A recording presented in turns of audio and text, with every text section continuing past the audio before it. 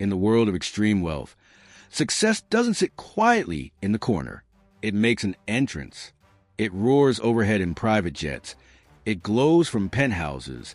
It shows up as numbers so big they stop feeling like money and start feeling like mythology. And that's the world today's story takes place in. A man who got in. A billionaire.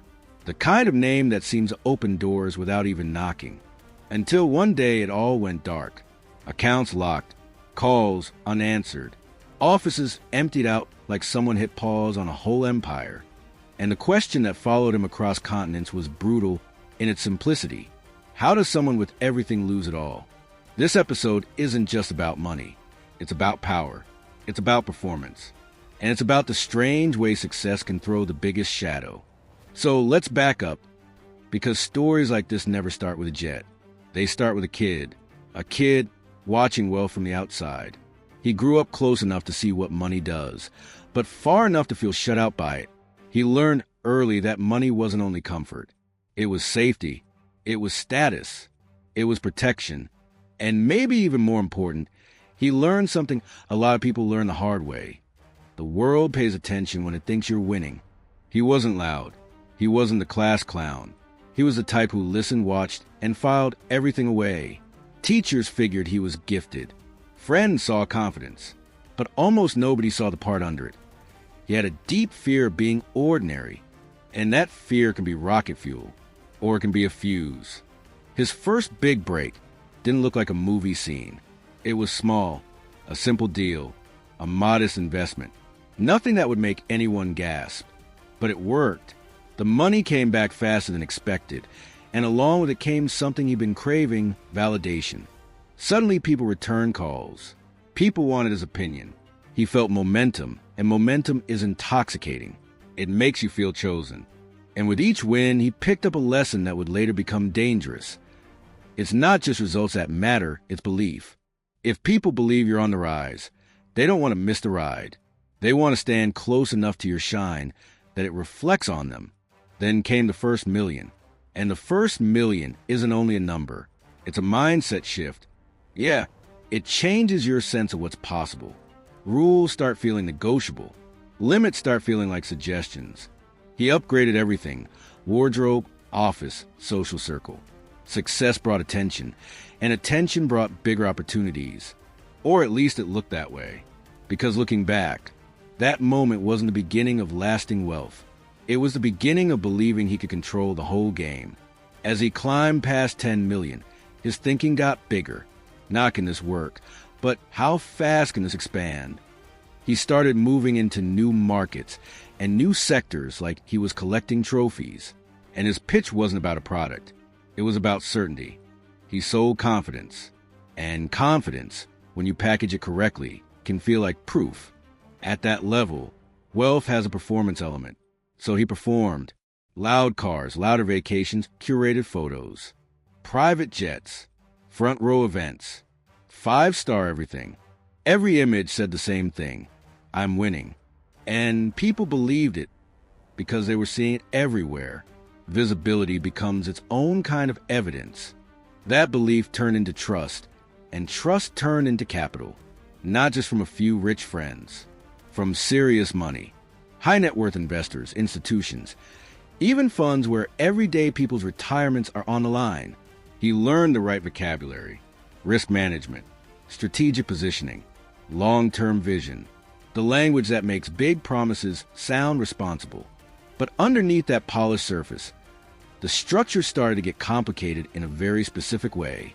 Offshore accounts, quietly opened, jurisdictions chosen because they asked fewer questions, paperwork stacked in layers, so thick it was hard to know where anything began or ended. To people outside, it looked sophisticated. To someone who's seen financial games before, it looked familiar. Money began moving in circles, one entity paying another, profits showing up on paper, then reappearing as proof of performance somewhere else. And that's the shift. It stops being about building. It becomes about keeping the machine alive. Here's something that's hard to accept until you see it. Empires usually don't collapse with one dramatic explosion. They start with quiet, cracking sounds that only a few people hear. At first, The questions were small. A report that showed up late, a signature that was missing, an inconsistency someone chalked up to being busy.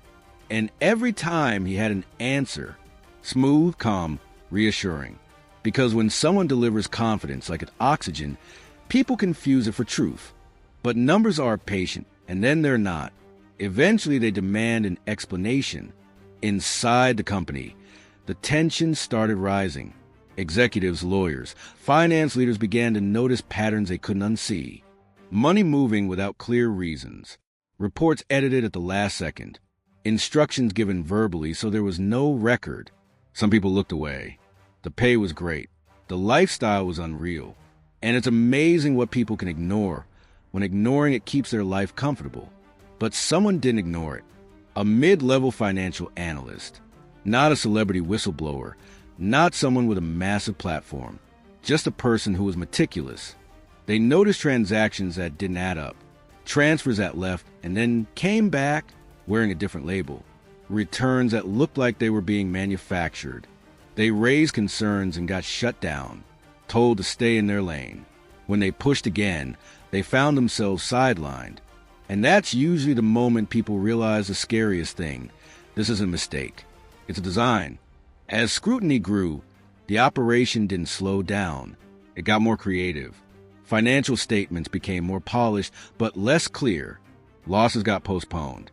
Profits got projected like they were already real. The language got more complex, not because the business was complex, but because complexity can work like fog. It keeps people from seeing what's right in front of them. And the engine underneath it all was brutally simple. New money helped satisfy old promises. Momentum stopped being a strategy and became a life support machine. And life support machines require one thing above all else: silence. If someone questioned too loudly, they didn't get a debate. They got removed, reassigned, pushed out, made irrelevant. Meanwhile, outside the building, nothing looked wrong. He was still smiling in photos, still hosting dinners, still talking about vision and legacy. But inside, the pressure was eating the whole structure. Sleep disappears. Trust turns into paranoia. Every new email feels like a threat. At that point, you're no longer constructing an empire. You're holding up walls that want to fall. The first official inquiry wasn't dramatic. It didn't come with sirens and flashing lights. It came in the most modern way possible. A message asking for clarification. Regulators wanted details. Banks wanted documentation. Auditors wanted access. And suddenly, the questions weren't polite suggestions. They were deadlines. What used to feel like normal oversight started feeling like surveillance, because the empire had been dragged into daylight, and daylight is unforgiving. Here's the thing. Banks can be patient right up until the second they're not. And when trust evaporates, money stops moving. Transfers slowed.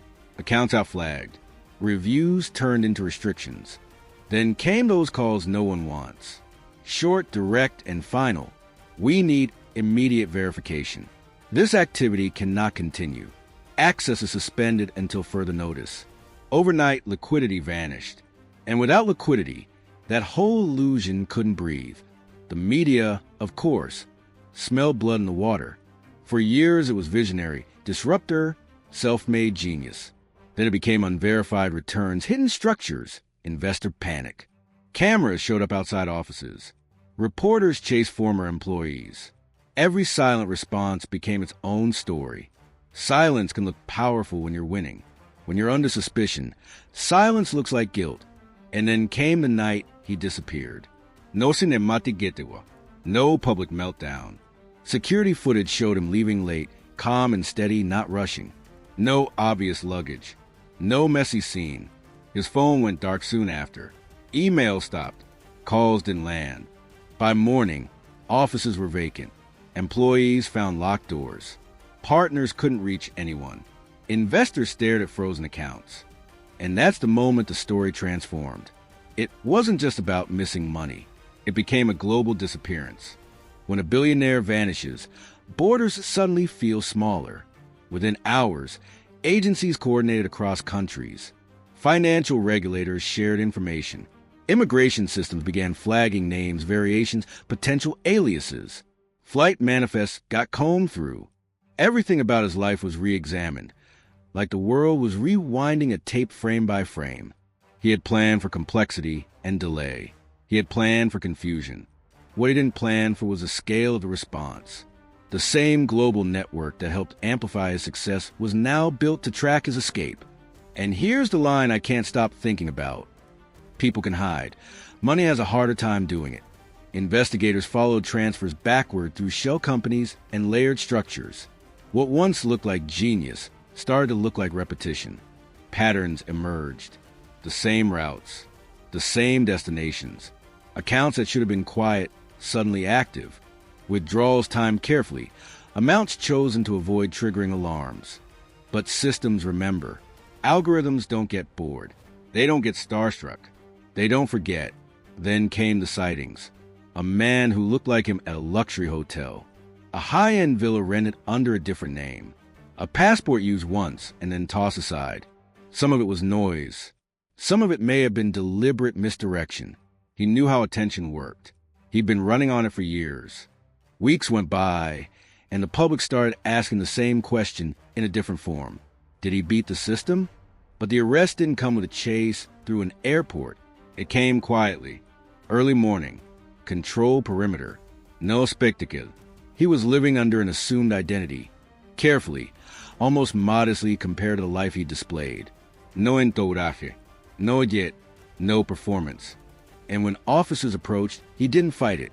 No grand speech. No dramatic denial. Just one moment of stillness. And a sentence that sounded less like surprise and more like confirmation. He'd known it would end like this. What followed in court moved faster than anyone expected, mostly because the evidence didn't leave much room to argue. Paper trails, internal messages, altered statements, testimony from people who had once protected him. And that part matters. When the structure starts collapsing, loyalty turns into self-preservation. People cooperate, not always because they're brave, but because they're trying not to drown with the ship. Courtrooms are where image goes to die. No assistance smoothing things over. No controlled lighting. No Kerfelitaim headlines. Just facts. Prosecutors laid out the arc. Early wins feeding confidence. Confidence feeding deception.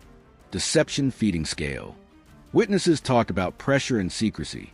Victims talked about trust. Retirement funds. Life savings. Futures that evaporated. And when sentencing came, the room had that heavy kind of silence where everyone realizes the story has crossed the point of no return. The judge didn't look at a billionaire in that moment. The judge looked at a man. And the sentence was measured in years, not months. So the empire officially ended, but the impact didn't, because collapse always leaves echoes. Broken companies, broken trust, broken lives, and a trail of lessons people swear they'll remember right up until the next charismatic winner shows up with the same certainty in their voice.